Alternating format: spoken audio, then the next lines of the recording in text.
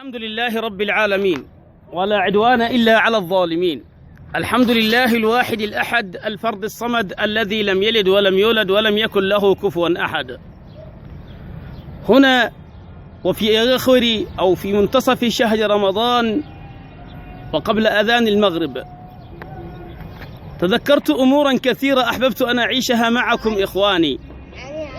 نريد أن نتحدث عن قضية مهمة ألا وهي قضية عبادة الله الأنفع للناس. فهنالك من تجده حريصا على عمرة تلو عمرة وحجة تلو حجة نافلة، يصلي في الحرم باكيا والدموع نازلة، يخشع كثيرا ويخضع كثيرا ونسمع نحيبهم في البكاء، ولكنهم يتناسون أمة من الناس نحورهم مخضبة بالدماء، وينسون بطوعا جائعة وأفواه تنتظر من يطعمها من شباب ومن أطفال ومن نساء ومن شيوخ المسلمين من ضاقت بهم الحياة.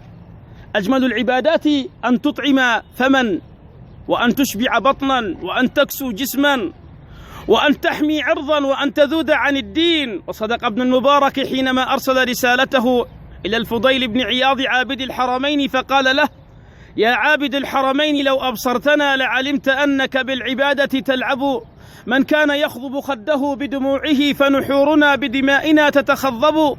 نحن اليوم نريد عبادة المرحلة. والله لو أنفق كل واحد في الحرم ريالا واحدا فقط وأعطيت لإخواننا المقاومين المرابطين على تخوم الفلوجة، ولإخواننا في حلب وأدلب، ولإخواننا في تعز، والله لصددنا الباطل بأكمله ولاسترجعنا فلسطين بأموال النوافل فقط، والجهاد فريضة، فلما ننفق أموالنا في نوافل وننسى فريضة؟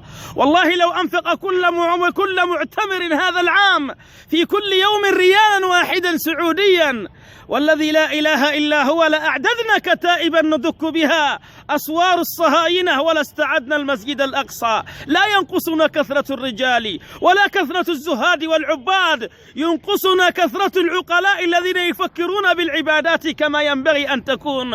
أتبكي وحولك من يبكي من الألم؟ أتنزل دموعا من خشية الله وحولك من يغتصب عرضه ومن ينتهك عرضه ومن ينسف مسجده ومن يدمر داره ومن تحتل أرضه، وأنت باحث عن تزكية ذاتية شخصية بعيد عن الوقوف مع أمة تريد لك أن تكون من رجالها وأبطالها. نريد اليوم أن نعيش فقه الواقع، وأن نعلم أن إطعام الجائعين والبؤساء وإنقاذ المظلومين والذود عن الأرض والدين والعرض أولى من عمرة نافلة وحجة نافلة. أجعلتم سقاية الحاج وعمارة المسجد الحرام كمن آمن بالله واليوم الآخر؟ لو أنفق عشر ما ينفق في العمرة لتعز لكنا الآن في مران وفي صعدة. لو أنفق عشر المنشار ما ينفق للعمرة والحج نافلة على إخواننا في حلب لكان بشار الأسد فعل ماضي. لو أنفقنا عشر معشار من هذا لكان الحشد الشعبي والشيعة في العراق تحت أقدامنا. أتريدين سنة ونحن من يخالفها؟ أنعتني بالسنة وننسى الفريضة؟ متى تستيقظ أمة الإسلام وتعيش العبادة كما يريدها رب العباد؟ ضقنا ضرعا بأولئك والله لا ينقصنا كثرة البكائين. كثير ما نسمع من يبكي وعلى أصوات السديس قال صليت، وخلف الشيخ ماهر صليت. نحن سنصلي مع الضعفاء وخلف الضعفاء أئمة ومأمومين، وسنعيش في الجبهات مرابطين. لن نبكي دموعا ولكن ستقطر أجسامنا دما من أجل دين الله وفي مرضاة الله. مقاومة، الله أكبر، أقسمنا يمينا لن نقهر، وكتاب الله بأيدينا نقتحم اليابس والأخضر.